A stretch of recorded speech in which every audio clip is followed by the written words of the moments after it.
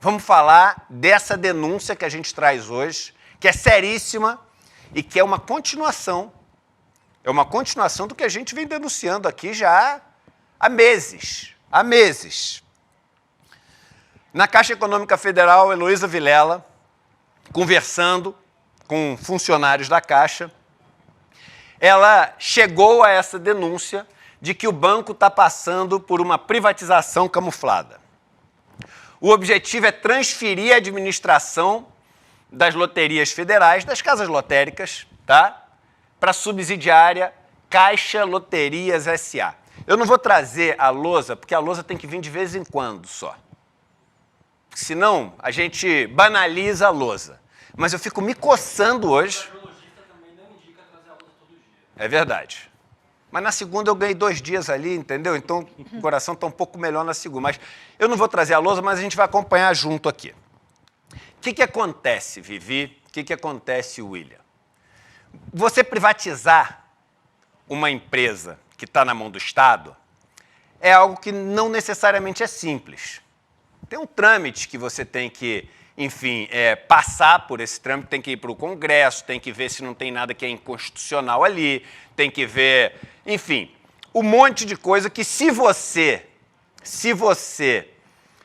usar de algumas artimanhas, você consegue evitar.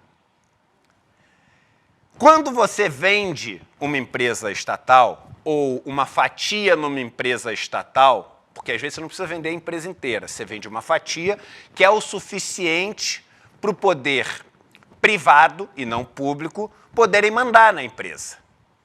Então, vamos supor, uma empresa, você pega e vende lá a quantidade de ações que dá para um grupo, sei lá, o grupo do Jorge Paulo Lemann, como, por exemplo, aconteceu com a Eletrobras, ele ter a quantidade de votos suficiente para definir quem vão ser os diretores, quem vai ser o presidente, ou qual vão ser as prioridades da empresa.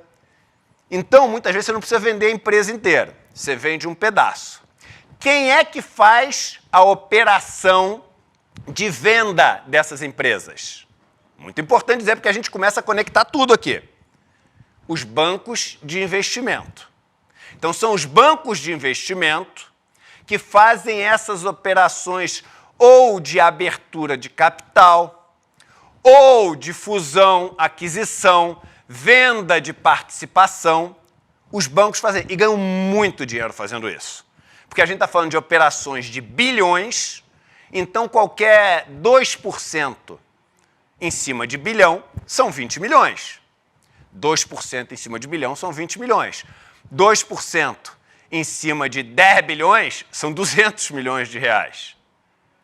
E a gente está falando de várias operações que são operações de 10, 20, 30, 40 bilhões. É assim quando você vende o controle da Eletrobras. É assim, meu amigo William De Luca, quando você vende uma refinaria da Petrobras. É assim, minha amiga Vivian, quando você olha para a Caixa Econômica Federal e vê ali uma maneira de poder privatizar a Caixa também. Mas qual que é a ideia de privatizar a Caixa? Lá atrás, na época do Temer, a ideia era o seguinte, o que estava na moda? O pessoal vai lembrar aqui, era o Banco Inter, era o Nubank, eram os bancos digitais. Qual era a ideia da Caixa lá atrás, da turma que queria privatizar a Caixa?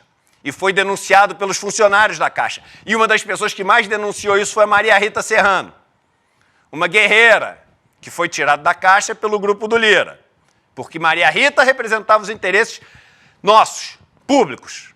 O grupo do Lira representa os interesses dele, que a gente já vai ver. Mas qual que era a tentativa deles lá atrás, no governo Temer? Descobrimos uma maneira de privatizar a Caixa. Vamos fazer o seguinte, vamos criar o Banco Digital da Caixa. E a gente dá como argumento que o mercado financeiro está todo se modernizando, os bancos digitais estão crescendo, os bancos digitais estão ganhando mercado, e a gente, para seguir a modernidade do mercado, a gente vai ter a Caixa Digital também. Esse era o argumento, um argumento sedutor. O papel parece bom, né? Bom, e até você tem que modernizar o banco. É claro que tem que modernizar. Mas o que tinha por trás do argumento? Nesta empresa subsidiária Caixa Digital, você ir transferindo todos os ativos importantes da Caixa Econômica Federal. Você transferia esses ativos com o argumento de que cada vez mais o banco digital ia estar ganhando correntistas, ia estar ganhando transações, ia estar ganhando volume de operações, porque sim, cada vez mais a gente faz as operações através dos canais digitais. E aí, quando ele tivesse engordado o suficiente, robusto o suficiente, você chegava e falava assim, olha só, agora a gente vai privatizar a Caixa Digital, a subsidiária. Não vamos privatizar a Caixa. Mas aí, o que é a Caixa? O que sobrou da Caixa? Se os ativos de valor estão todos ali embaixo. E provavelmente quem ia comprar isso ia ser um Itaú da vida, um Bradesco da vida, e mais uma vez a gente ia entregar as joias da coroa, aquilo que é construído com trabalho e suor de um monte de gente, na mão da turma que ganha 400 milhões de lucro todos os dias, 400 milhões de reais de lucro todos os dias. Pois bem, não foi adiante. E eles quase conseguiram, porque na pandemia esse projeto ganhou força. Porque foi a Caixa que pagou os auxílios. E a Caixa teve que criar aquele aplicativo para pagar os auxílios.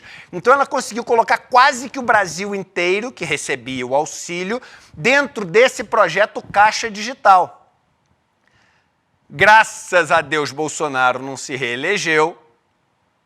E aí entrou Maria Rita Serrano, entrou o presidente Lula, entrou o Haddad na Fazenda, os caras travaram os planos da Caixa, mas durou pouco a resistência. Porque veio Lira e sua turma com o segundo plano. E o segundo plano era o seguinte, olha, agora o que está crescendo, se antes o que estava crescendo eram esses bancos digitais, agora o que mais cresce no Brasil de volume de grana é o mercado de apostas.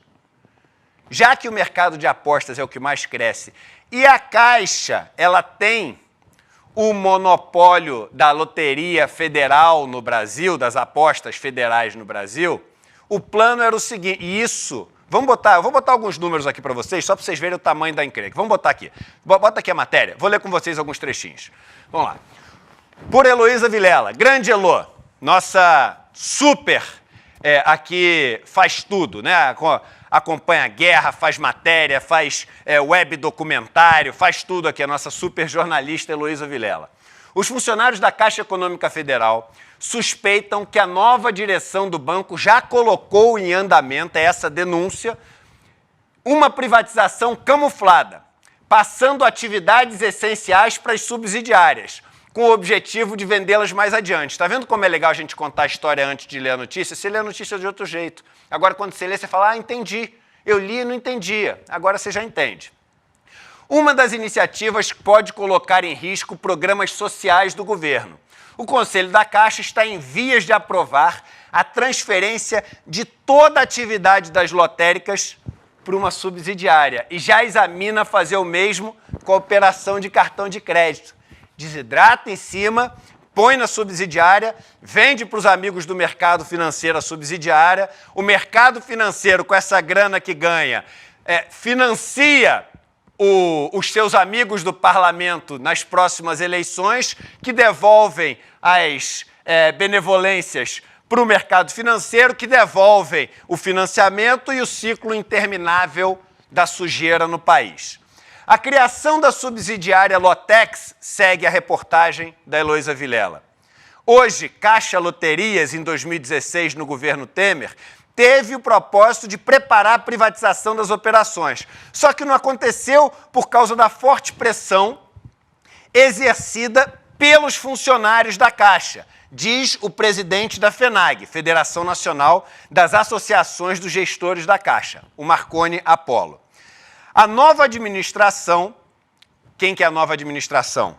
A turma do Lira, rapidamente retomou os planos de transferência que foram gestados, criados, nascidos ali no governo Temer. Mas o próximo pedacinho que é importante, não é a matéria inteira, vocês vão ler no portal, iclnoticias.com.br. No começo do governo Lula, quando a Rita Serrano assumiu a presidência da Caixa, o que eles fizeram? Uma das medidas que ela fez foi encerrar as atividades dessa Lotex, para não ter esse veículo que põe embaixo as loterias e, colocando embaixo as loterias, privatiza esse negócio de tanto valor financeiro, mas tanto valor também para programas sociais. Esse processo que a Maria Rita Serrano fez, ele foi revertido agora. Funcionários da Caixa destacam a importância que as loterias têm no financiamento de programas sociais. Só no ano passado, por exemplo, as loterias arrecadaram mais de 23 bi. 7,9 bi pago para os apostadores e 9,2 bi destinados a programas sociais. Eu não gosto de loteria, tá? Mas tudo bem. Por que eu não gosto de loteria? Eu não gosto de loteria porque é o seguinte: você tirou 23,4 bi da galera mais pobre, pagou 7,9 bi e o resto entrou na máquina. E não necessariamente, esse dinheiro precisava entrar na máquina pelas loterias, estimulando o vício, destruindo família. Esse dinheiro podia entrar na máquina pública de outra maneira, né? Eu não gosto de loteria, mas o fato é que dos dinheiros que entram na máquina através das diversas atividades, esse é um que tem ali a exclusividade do uso para esses programas sociais, o que sobra. Aqui, ó, ou seja, cerca de 60% dos lucros da operação volta todo ano para a sociedade na forma de investimento social. Quando eu digo exclusividade do uso, para essas coisas. Claro que um pedaço do lucro vai para a Caixa Econômica Federal, vai para pagar as contas da Caixa, vai para pagar funcionário, vai para pagar a operação ali do banco. Vamos só no finalzinho aqui, no finalzinho. Só para dizer o seguinte, o que está em andamento agora? A nova administração dos amigos do Lira, indicados pelo Lira, que substituiu a Maria Rita Serrano e os diretores, a diretoria que a Maria Rita tinha indicado, já apresentou ao Conselho Diretor da Caixa a proposição Vilmar Sualo, número 258 de 2024. O objetivo expresso na ementa de proposição é transferir a administração das loterias para a subsidiária Caixa Loterias. Os funcionários da Caixa alertam que essa seria uma maneira de privatizar o negócio sem provocar um debate na sociedade, já que privatizar a subsidiária não exige uma aprovação no Congresso Nacional. É justamente o que esses funcionários chamam de privatização camuflada. Está aqui feita a denúncia. Feita a denúncia pela reportagem da Heloísa Vilela, com a participação do presidente da FENAG e que mostra o seguinte: o grupo de Lira chegou e tomou primeiro, né? Primeiro aprovou o que ele precisava aprovar, e ainda tem coisa que ele está tentando aprovar, para fazer bombar o mercado de apostas no Brasil. Segundo, tirou a ministra dos Esportes e colocou o homem deles lá no Ministério dos Esportes. Um cara que de esporte não tem nada, mas tem tudo de ser amigo da turminha do Lira. Pegou o Ministério da Fazenda, tirou a secretaria que cuidava desse cofre e colocou isso debaixo do Ministério dos Esportes. Faltava uma ponta, Caixa Econômica Federal, tomou a presidência da Caixa, colocou os seus diretores e agora, segundo diz a denúncia, está no processo de colocar toda essa parte de apostas numa subsidiária para privatizar isso e aí ficar com o maior gerador de caixa do país. Caixa esse que é gerado ali em cima das esperanças, em cima do vício de um povo que, enfim, não aguenta mais esperar poder viver num país melhor. Está denunciado aqui que a gente fique muito de olho, porque a Caixa Econômica Federal é uma das poucas empresas 100% públicas que a gente, enfim, ainda tem hoje e que mostrou a sua importância e o seu papel durante a pandemia.